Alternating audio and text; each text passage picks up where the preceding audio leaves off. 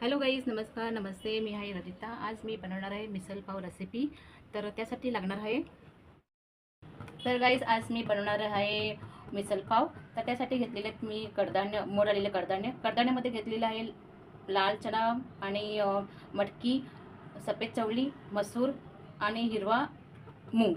तर हे सर्व कडधान्य घेतलेले आहेत आणि असे मी मोड येऊन दिलेले आहेत. असे मोड आलेले कडधान्य घेतलेले आहेत. त्याचबरोबर मसाले घेतलेले आहेत, लाल तिखट, हळदी, गरम मसाला, जिरं आणि मीठ. त्याचबरोबर हिंगसुद्धा घेतलेलं आहे. बाकी भाजलेलं वाटण घेतलेलं आहे. भाजलेलं वाटण,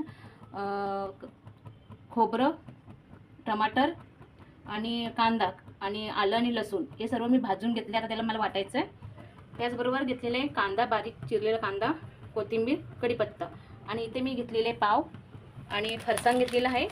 त्याचबरोबर 2 कांदा आणि लिंबू घेतलेले आहेत. 2 कांदा मी बारीक चिरून घेतलेले आहे. तर हे सर्व मी सामग्री घेतलेली आहे. आता बनवायला सुरुवात करते. हे मी कुकर घेतलेलं आहे. कुकरमध्ये थोडंसं तेल घातलं आहे. त्याचबरोबर दुसरं भांडंसुद्धा घेतलेलं आहे. यामध्ये मिसल ग्रेव्ही बनवायसाठी मी हे भांडं घेतलेलं आहे आणि कुकर कडधान्य बॉईल करायसाठी घेतलेलं आहे. तर या कुकरमध्ये तेल घातलं आहे आणि आता त्यामध्ये थोडंसं जिरं, थोडंसं हिंग, आता हिंग घातले. त्याचबरोबर थोडंसं हळदी आणि मीठ हे घालून त्यामध्ये आता कडधान्य घालायचं, मोड आलेले कडधान्य. आता याला एक शिट्टी देऊन शिजवायला ठेवायचं. एकच शिट्टी द्यायची, जास्त द्यायची नाही, आता जास्त शिजेल. कडधान्य जास्त शिजायला नाही पाहिजे. थोडंसं पाणी घालूया आणि आता जास्त मारून शिट्टी द्यायला ठेवायचं. तोपर्यंत मिसल रस्स्याची तयारी करूया. त्यामध्ये ह्या तेलामध्ये मी घालते जिरा, कांदा आणि कढीपत्ता. कांदा कढीपत्ता छानपैकी तेलामध्ये परतून घ्यायचं. ते परतेपर्यंत वाटून घेते. आता हे वाटणसुद्धा झालेलं आहे. वाटून कांदा पण छानपैकी तेलामध्ये फ्राय झालेला आहे.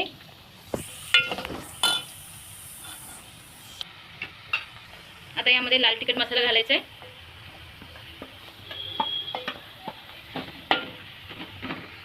मसाले सर्व तेलामध्ये परतून घ्यायचे छानपैकी. आता हळदी घालायचं, हळद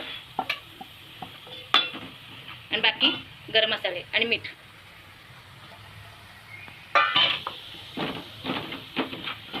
आता हे सर्व मसाले तेलामध्ये परतून घ्यायचे. छानपैकी परतून घेतलेले आहेत मसाले तेलामध्ये. आता हे वाटण घालायचं आहे.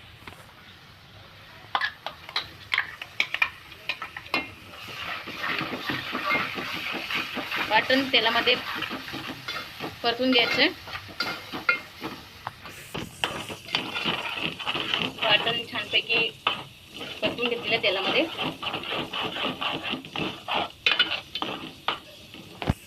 आता या वाटणाच्या भांड्यामध्ये थोडंसं पाणी घालते. आता हे पाणी ह्या रस्स्यामध्ये घालायचं.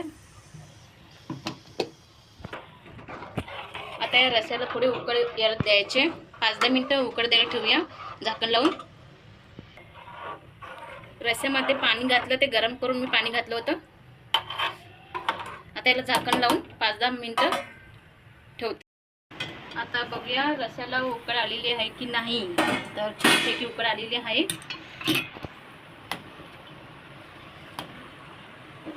एकदम झणझणीत बनले मिसल पाव रस्सा, मिसलचा रस्सा.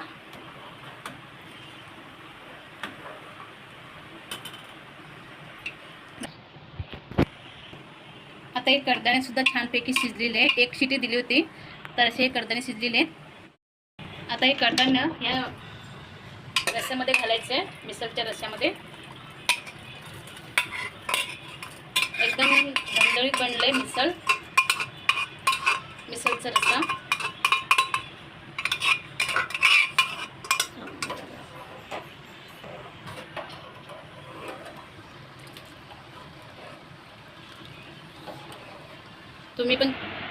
तुम्ही पण तुमच्या घरी अशा पद्धतीने बनवा.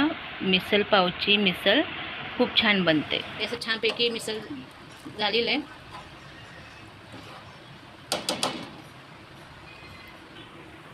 ते थोडीशी कोथिंबीर घालूया रस्स्यामध्ये. तर 2 मिनटं शिजवायला ठेवायचं आहे. त्यानंतर हे झालेले मिसळ पावची मिसळ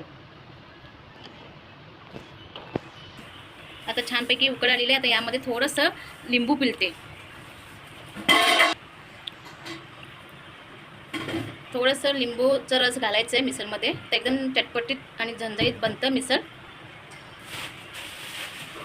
तर हे अशा पद्धतीने झालेलं आहे.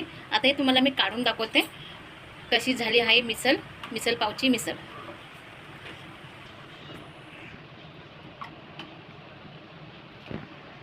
किती छानपैकी झाले मिसळ पाव.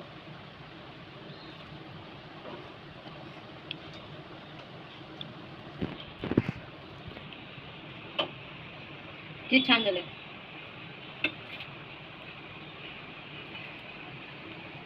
आता यावरती मी फरसाण घालते. त्यानंतर थोडंसं कांदा आणि थोडीशी कोथिंबीर.